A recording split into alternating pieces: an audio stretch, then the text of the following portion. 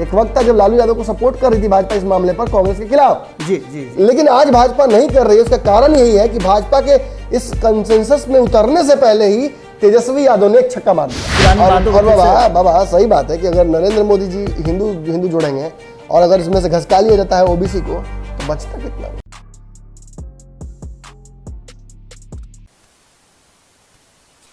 बिहार की राजनीति में वैसे तो बहुत सारी परिस्थितियां बन रही हैं।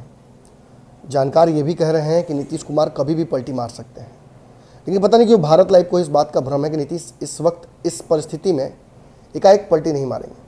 नीतीश ने कोई बहुत बड़ा राजनीतिक समीकरण साधने की तैयारी कर ली है। अब मध्यावधि चुनाव होंगे या नहीं, इसको लेकर तो चर्चाएं रोज आप सुनते रहते हैं। हमने भी ये बात बहुत पहले ही कही है कि लगता नहीं है कि ये 5 साल सरकार इस तरीके से, खासतौर पर इस वर्तमान परिस्थितियों में गठबंधन के दौर के नहीं चल पाएगी। लेकिन ये बात अब वो नेता भी कहने लगे हैं जो सीधे तौर पर उस समीकरण का हिस्सा है। जस्टिफिकेशन भी आ रही हैं कि हाँ, हमारे बीच सब कुछ ठीक नहीं है, लेकिन हम इस सरकार को 5 साल उसके कार्यकाल तक चलाएंगे। उसके बाद क्या होगा, बहुत तरह के सवाल खड़े हो रहे हैं। क्योंकि 2024 में ही इस कार्यकाल के दौरान ही प्रधानमंत्री का दोबारा चयन होना है, इसलिए ये सवाल और महत्वपूर्ण हो जाता है कि क्या बंगाल चुनाव की तरह, यूपी चुनाव की तरह, बिहार पंचायत चुनाव की तरह, मंत्रिमंडल के विस्तार की तरह, मोदी मंत्रिमंडल के विस्तार की तरह नीतीश भाजपा के बीच अलग अलग मुद्दों पर अलग अलग मत होने के बावजूद जब सरकार नहीं गिर रही है, या अगर सरकार उस स्थिति में नहीं जा पा रही है कि जहाँ से लग रहा हो कि कल ही कुछ हो जाएगा बड़ा, तो फिर नरेंद्र मोदी के चुनाव की स्थिति जब उत्पन्न होती है तो क्या नीतीश कुमार उसका फ़ायदा उठाएंगे? क्या नीतीश कुमार भाजपा पर दबाव बनाएंगे, या फिर भाजपा इस बार नीतीश कुमार से अलग हटकर कोई समीकरण साधने का कोशिश करे? पिछले चुनाव की परिकल्पना जो थी 2019 की, हमने साफ साफ देखा था कि नीतीश कुमार ने सीटों के लिए दबाव भाजपा पर बनाया था और बहुत हद तक उसमें सफल भी रहे। भाजपा जितनी बराबर सीटों पर उन्होंने चुनाव भी लड़ा और एक ही मात्र सीट कम भाजपा से वो लेकर भी आए थे सांसदों के चुनाव में।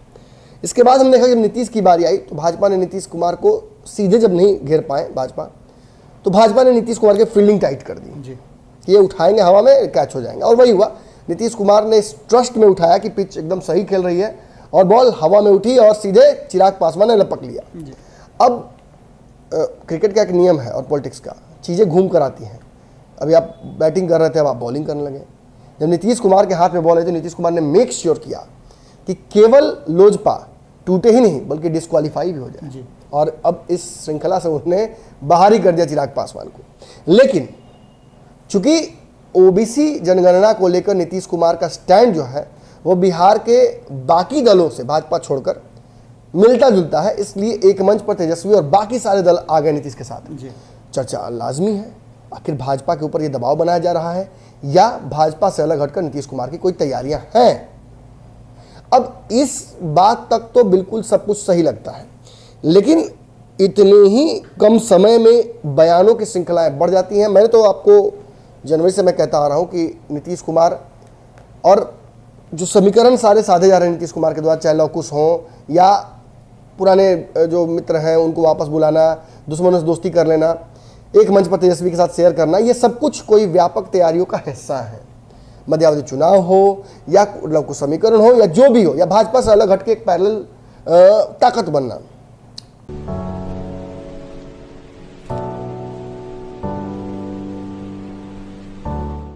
नीतीश कुमार की इन तैयारियों का ही हिस्सा है कि आज उनके लोग नीतीश कुमार को पीएम मटेरियल बोल रहे हैं। दबाव दबाव दबाव दबाव दबाव, कानून बनाने पर दबाव, कानून इंप्लीमेंट करने पर दबाव, विशेष राज्य पर दबाव, समीकरण पर दबाव, मंत्रिपरिषद पर दबाव, मंत्री बनाने पर दबाव, समीकरण और गठबंधन के अन्य सदस्यों के पार्टियों पर दबाव। और ये दबाव लगातार हम देख रहे हैं और इस दबाव की कारण बताया जा रहा है कि भाजपा पर नीतीश कुमार प्रेशर पॉलिटिक्स कर रहे हैं। ऐसा लगातार नहीं हो सकता है। अगर लगातार दबाव बनाया जा रहा है तो हो सकता है कि किसी बड़े प्लान का छोटा छोटा हिस्सा एग्जीक्यूट किया जा रहा हो, एक बार में ही करने का ये काम मन न हो। तो नमस्कार, स्वागत है आपका भारत टाइम में। ये रातों रात की खबर है। रातों रात में आज बाबा के साथ विशेष चर्चा में बैठा हुआ हूँ, क्योंकि जो प्रयोजन है आज का वो भी विशेष है। हमारे पास जो विषय है ये स्पष्ट विषय नहीं है। नीतीश कुमार की बात अगर करे पार्टी की, तो उनकी पार्टी ने स्पष्ट कर दिया है कि नीतीश कुमार पीएम मटेरियल है। पूर्व में भाजपा के भी एक नेता ने कह दिया था कि वो पीएम मटेरियल है, सुशील मोदी। और आज बिहार की राजनीति में वापसी जब उनकी होती है तो पत्रकार छोड़ते नहीं है नीतीश कुमार को। बाढ़ के दौरे के दौरान नीतीश कुमार को स्पष्ट तौर पर घेरा गया और उनसे सवाल जो पूछे गए उनमें से एक सवाल ये भी था कि आपकी पार्टी ने रिजोल्यूशन जो राष्ट्रीय कार्यकारिणी की हुई थी उसमें पास कर दिया है कि नीतीश कुमार पीएम मटेरियल हैं। अब एक बात है बाबा ये कहना कि मैं राष्ट्रपति बनने के योग्य हूँ, और एक बात है कि इसके लिए मेरे पास जो योग्यता हो, फिर योग्यता से ज़्यादा तो जरूरी है कि मेरे पास सपोर्ट होना चाहिए, वो इंफ्रास्ट्रक्चर होना चाहिए जो मुझे वहाँ तक पहुँचाए। जी नमन जी, आपकी बात को शुरू करने से पहले मैं एक सबसे इम्पोर्टेंट बात जो आपने बीच में कहा था और बड़ा ही महत्वपूर्ण बात आपने कहा था, आपने कहा था कि ओबीसी जनगणना की बात, जी ये जातीय जनगणना की बात जो है, इसका ध्वंस जो है कहीं ना कहीं नरेंद्र मोदी को रात की नींद उड़ा रहा है। जी देखिए, मैं आपको माफ कीजिए इंटरप्ट कर रहा हूँ, दर्शकों से भी बता दूं कि सच्चाई यही है कि नरेंद्र मोदी ओबीसी जनगणना करा देते हैं, भाजपा करा देती। भाजपा को इससे नेचुरल कोई भी दुश्मनी नहीं है, इसके अगेंस्ट भाजपा नहीं है, लेकिन चूंकि भाजपा पर दबाव बनाने की वजह से ये अगर भाजपा मान लेती है तो ये विपक्ष की जीत हो जाएगी। भाजपा खुद चाहती थी कि ये हो। एक वक्त था जब लालू यादव को सपोर्ट कर रही थी भाजपा इस मामले पर कांग्रेस के खिलाफ। जी जी जी। लेकिन आज भाजपा नहीं कर रही है। उसका कारण यही है कि भाजपा के इस कंसेंसस में उतरने से पहले ही तेजस्वी यादव ने एक छक्का मार दिया। और साथ में तेजस्वी यादव तो राजनीतिक रूप से अभी बहुत ज़्यादा मैच्योर्ड नहीं है, लेकिन उन्होंने पॉइंट बहुत सटीक फेंका था, पिच की परख उन्होंने कर ली थी। नीतीश जैसे लोग पीछे पीछे आ रहे हैं तो मतलब बाबा, लेकिन नमन जी, पुराने खिलाड़ी होते हैं, वो डक करना जानते हैं जी, और डक करने के साथ साथ वो बाउंसर को झेलना भी जानते हैं। हमने अक्सर देखा है कि लोग खेलने के चक्कर में, उसको डिफेंड करने के चक्कर में कैच उठाते हैं, बिल्कुल, लेकिन तेंदुलकर बैठ जाया करते हैं। बिल्कुल बिल्कुल।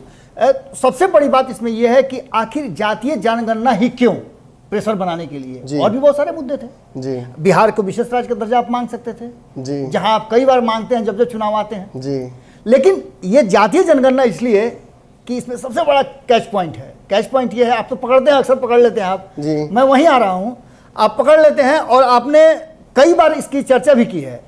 प्रधानमंत्री जो कि संवैधानिक पद हो, जो किसी जाति का नहीं बल्कि इस देश का प्रधान हो, और वो कहता हो कि मैं फलाने जाति से आता हूं जी, और वो उसी जाति को, उसी समाज को अगर उसके आंकड़े बताने से परहेज करता हो जी, तो इससे बड़ा पॉइंट क्या मिल सकता है नीतीश कुमार को। और ये सबसे बड़ा पॉइंट है कि नीतीश कुमार ने पकड़ लिया है कि अगर जातीय जनगणना करते हैं तब भी या नहीं करते हैं तब भी, जिसकी संभावना ज्यादा है क्योंकि नीतीश कुमार हर अपने बाइट में आपने देखा होगा कि खोज करके पॉइंट लेकर के आते हैं कि कैसे उनको बोलना पड़े जातीय जनगणना की बात। आपने जो चर्चा की कि उनसे पूछा गया था राष्ट्रीय कार्य समिति की बैठक में क्या कुछ फैसले हुए, उसमें एक फैसला उन्होंने बिना पूछे बताया कि मैंने जातीय जनगणना की बात तो अपनी रख दी है जी, पूरा देश रखना चाहता है जी, लेकिन इसके साथ साथ नमन जी बहुत इंटरनल सोर्सेस से जानकारी जो मिली थी वो ये कि नीतीश कुमार इस देश के अलग अलग राज्यों में जाएंगे जी, जिसकी चर्चा मैं कई बार कर चुका हूं और कहीं ये चर्चा मुझे देखने को नहीं। जो कारवा है ये लंबा होगा बिल्कुल। अब बाबा जो देखिए, बाबा जो कहना चाहते हैं मैं तुरंत फट से बोल देता हूं ताकि बाबा उसको और समझा सके। बाबा साफ कहना चाह रहे हैं कि नीतीश कुमार अगर ओबीसी को हथियार बना रहे हैं जनगणना में शामिल करने के, इसके पीछे कारण क्या है? दो महत्वपूर्ण कारण है, मैं समझाता आ रहा हूं।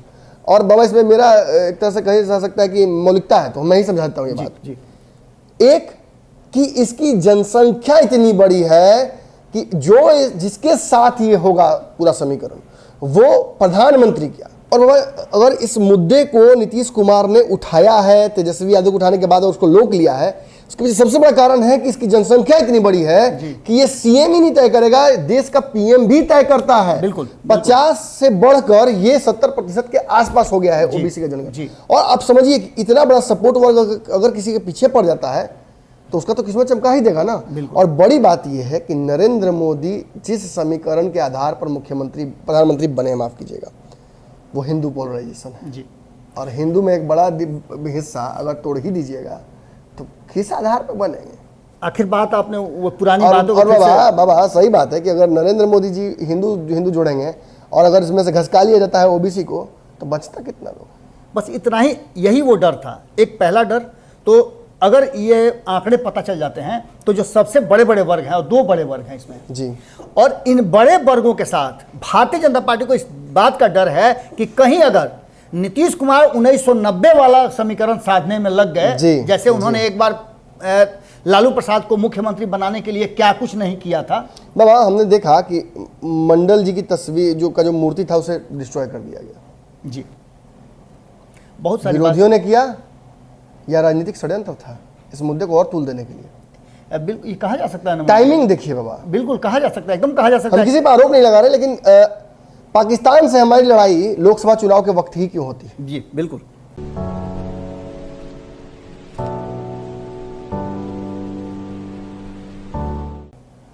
उसके बाद फिर हम दोस्त रहते हैं, इसके बाद दोस्ती होती है, इसके बाद बाइलेटरल सीरीज खेला जाता है, बिल्कुल कोरोना में सहायता पहुंचाई जाती है, और फिर जब चुनाव आते हैं तो फिर हम लड़ने लगते हैं।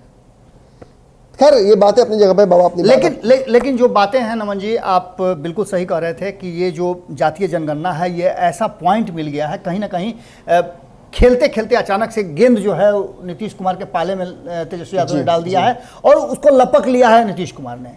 इसमें एक बात तो आपने जो कही कि जातीय जनगणना होने से जातियों का पता चल जाएगा, तो 2 बड़े वर्ग हैं, एक यादव और दूसरा लौकुश, जिसको पहले ही कुछ को आप ला करके देखिए, प्लानिंग पहले से चल रही थी जी। ये जातीय जनगणना वाला मुद्दा जो है ये ऐसा नहीं है कि एक रातों रात ही आ गया है, रातों रात में चर्चा भले हम कर रहे हैं, लेकिन इसकी प्लानिंग तो नीतीश कुमार कर रहे थे और लालू यादव ने बहुत पहले तैयारी कर रखी थी जी। और एक ही बार इसको लॉन्च पैड बनाएंगे और तेजस्वी को लॉन्च करेंगे। बिल्कुल, इसको आप देखिएगा कि लालू प्रसाद इसको मंडल पार्ट 2 भी कहते हैं जी। एक मंडल पार्ट 1 के समर्थक लालू और दूसरे मंडल से बिल्कुल तेजस्वी। अब ऐसी स्थिति में नीतीश कुमार के पास 2 रास्ते हैं। एक रास्ता तो ये है कि वो भारतीय जनता पार्टी के साथ दब करके उसके प्रभाव में रह करके अपनी बातें कहें, या फिर दूसरा उनके पास रास्ता है कि वो जो G23 का जो गठबंधन बन रहा है उस गठबंधन को लीड करें जी। और लीड तब करेंगे जब वो लालू प्रसाद के हाथ में देंगे। बिल्कुल बिल्कुल। अब इसमें लालू का बहुत बड़ा मुहर चाहिए। बिल्कुल, इसमें सबसे बड़ा पॉइंट ये है नमन जी कि लालू प्रसाद की पार्टी जो है और नीतीश कुमार की पार्टी दोनों बिहार तक सीमित है जी। बिहार में लोकसभा के 40 सीट है जी, और 40 सीट के आधार पर अगर 40 के 40 आप जीत लेते हैं तब भी आप प्रधानमंत्री की दावेदारी में पहुंचते नहीं पहुंचते। उसके लिए जरूरत कहां पड़ेगी आपको, तो उस G23 की जी, जहां हर राज्य आ जाता है। अब के बगल में आपने देखा कि क्या स्थिति हुई, जहां 40 से ऊपर सीट है, पश्चिम बंगाल वो राज्य अब विपक्ष में है। झारखंड जहां 12-14 सीटें हैं वो भी विपक्ष में है। सारे मेट्रोज में आप विपक्ष में हैं। अब देखिए महाराष्ट्र दिल्ली में आप विपक्ष में हैं, महाराष्ट्र में आप विपक्ष में हैं, महाराष्ट्र में विपक्ष में आप हैं, यानी कि मेट्रो कई बड़े जगहों पर आप विपक्ष में हैं, केरला में विपक्ष में आप। बिल्कुल, इस सारी चीजें हैं। अगर उत्तर प्रदेश में ये गेम फिर से विपक्ष अपने पाले में कर लेता है तो आप ये मान के चलिए कि जो 270-72 सीटें जो चाहिए उसके नजदीक तक ये G23 पहुंचता है। बाबा के कहने का मतलब कि इस नरेंद्र मोदी नाम के इस मगरमच्छ को पानी से बाहर निकालकर उससे लड़ाई कुश्ती की जाएगी। बिल्कुल नमन जी, और सबसे बड़ी बात है कि 2 सालों में 24 से पहले 22 और 23 में जो 10 के आसपास राज्यों में चुनाव होने हैं वो सीटें मिलाकर के करीब 150 से 200 के आसपास होती हैं लोकसभा जी। और आप समझिए कि जब 200 सीटें होती हैं, इसमें से 50% भी अगर लाने की क्षमता ये लोग कर लेते हैं, अगर नीतीश को चेहरा बना देते हैं तो निश्चित रूप से बड़ी बात होगी। और इन सारी बातों को लेकर के कहीं ना कहीं आपने देखा होगा, जो बात कहने के लिए हम लोग बैठे हैं कि जदयू ने कहीं ना कहीं इस बात का हड़बड़ मचा दिया है, हलचल मचा दिया जी जी। और चुपचाप से नीतीश कुमार अब वेट एंड वॉच की स्थिति में आ गए कि अब क्या होता है। आपने देखा होगा क्या क्या बातें सामने आ गई हैं। कई लोगों ने तो कहा है, यहां तक कि उन्हीं के ललन सिंह कहते हैं जो अब फुल पावर में है, क्योंकि परसों उनको फुल पावर मिला है, और फुल पावर में आते हैं उन्होंने कहा कि नीतीश कुमार तो उस लायक हैं, सबसे ज्यादा प्रबल दावेदार हैं, लेकिन लोग उन्हें बहुत सारे पसंद नहीं करते हैं। ये आप समझिएगा, यानी कि जो नहीं पसंद करते हैं वो पसंद करना शुरू कर दे। ये कॉपर है, जिस तरह से तेजस्वी यादव ने अपने ट्विटर के ऊपर लिख रखा है कि भाजपा के साथ कभी गठबंधन करते तो आज लालू जी बाहर होते। आज लालू जी बाहर हैं बाकी बिल्कुल। इन सारे समीकरणों के इतर मैं आपको ये बता दूं कि बाबा जो कहना चाह रहे हैं उसका मकसद क्या है। जब नीतीश कुमार आकर इन सारी बातों पर एक बार ही पानी फेर देते हैं कि पीएम मटेरियल की किसी चर्चा में मेरा नाम मत खींचिए, मुझे मत फंसाइए, और उन्हीं के पार्टी के नेता राष्ट्रीय कार्यकारिणी की बैठक में केवल यही कहते हैं कि नीतीश कुमार पीएम मटेरियल है। भाजपा के लोग कहते रहते हैं कि नहीं भाई, वैकेंसी ही नहीं है, और ये चर्चा कभी ललन सिंह, कभी उपेंद्र कुशवाहा, कभी उस मार्फत से चलती ही जा रही है। और इसका कारण क्या हो सकता है? देखिए, सीधे तौर पर प्रथम दृष्टया तो ये साफ समझ में आ रहा है कि यूपी के चुनाव में भाजपा को डैमेज करने का इंटेंशन जरूर है जदयू का, लेकिन इसका ब्लेम वो लेना नहीं चाहती है, क्योंकि बात 2024 तक खींचनी है अभी।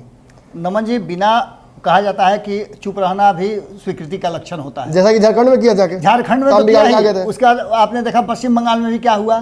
पश्चिम बंगाल में भी बिल्कुल वही स्थिति, कहा कि हम लड़ेंगे लड़ेंगे लड़ेंगे और गए तक नहीं चुनाव प्रचार करने। आप समझिए इसका मतलब क्या होता है। एक बात बताइए, माचिस की तीली को कोई दोष देता है क्या? जब आग लगती है घर में, आग को दोषी बनाना रहता है। बिल्कुल बिल्कुल। और माचिस की तीली अपना काम करके देश निकल जाती है। नीतीश कुमार इसी माचिस की तीली बनना चाहते हैं। 2024 तक ये परिस्थितियां बदलेंगी, ऑब्वियसली सब कुछ बदलना है। बिहार के कई बड़े राजनीतिज्ञों ने दावा कर दिया है कि सरकार 5 साल नहीं चलेगी। वहीं सामने आकर बड़े राजनीतिज्ञों को एनडीए के दावा करना पड़ा है कि हाँ, सब कुछ ठीक नहीं है लेकिन 5 साल चलेगी। 24 बीच में ही आता है 5 साल के, और 24 में ही नरेंद्र मोदी जी का सर्टिफिकेट सब फिर से चेक होगा, एनआरसी ये भी सब होगा। और उस वक्त इनको आवश्यकता होगी वैलिडेशन की, जिसकी वैलिडेशन की आवश्यकता नीतीश कुमार को एक बार लालू यादव की पड़ी थी जी। ऐसी स्थिति में देखना होगा कि आखिर नीतीश कुमार कितना दबाव बना सकते हैं भाजपा पर। भाजपा नाम का भी ये जो पार्टी है, ये कितना दबाव झेल सकता है जदयू का, क्योंकि भाजपा बिहार में आज भी जदयू के बहुत ऊपर है आंकड़ों के आधार पर जो इस बार बने हैं। इसलिए ये दबाव बर्दाश्त कर पाना एक हद तक ही कहीं ना कहीं होगा। हम सभी की नज़र लगातार इस पर बनी हुई है। रात रात की आज श्रृंखला में बाबा और हमने बहुत प्रयास किया कि हम अब तक आने वाले राजनीतिक समीकरणों को बहुत सरल भाषा में, आसान भाषा में समझा सकें। आपको कैसा लगा ये शो जरूर बताइएगा, कमेंट सेक्शन खुला हुआ है। दिन भर भारत लाइव पर खबरों का सिलसिला जारी रहेगा। इन खबरों को प्राप्त करने के लिए आप इस चैनल को सब्सक्राइब करके हमारे परिवार का एक हिस्सा बन सकते हैं। बहुत बहुत धन्यवाद। अगर ये वीडियो पसंद आई और वह बिहार के राजनीति और बिहारियत से सरोकार रखेनी तो सब्सक्राइब बटन दबा के चैनल के सब्सक्राइब कर ली। ओजे एगो घंटी बा, ओकरा बटन दबा देला से कुल सटीक और मारक खबर रुआ मुफ्त में मिल जाई।